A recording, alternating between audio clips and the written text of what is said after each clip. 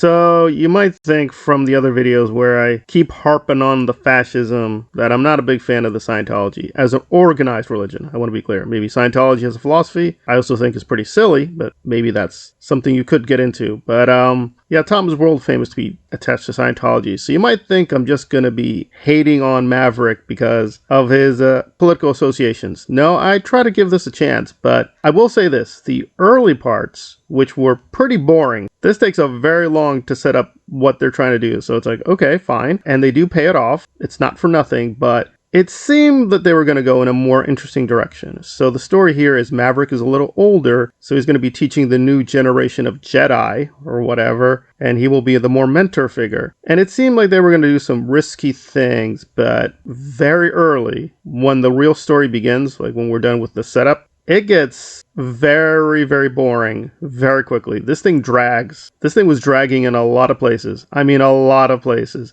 I think it's the opposite you might think, that if you're a hardcore Tom Cruise fan, this is for you. No, it's not. I've seen a lot of Tom Cruise films, a lot of them. But ironically, one I did not see all the way through is Top Gun. Of course, you see big parts of it because it was playing all the time, so I could not avoid it. However, I've seen a lot of his films from the 80s, the 90s, and even 2000s, and this is very, very formula. So if you like the Tom Cruise formula, people joke that Tom basically just makes the same film all the time. He just puts in place more or less the same plot. The character goes through the same things, and that's the Tom Cruise experience. And this is that. This is that to the maximum. This is very paint by numbers. Super paint by numbers. If you've seen some other Tom Cruise films, you've seen this films, you're better off just seeing a few clips from this movie, and that is the whole experience. There is no big revelation, no big twist. You can predict almost everything that happens past the halfway point. It is alarmingly, I wouldn't say lazy, they did put a lot of work in, but it is very sleepwalking.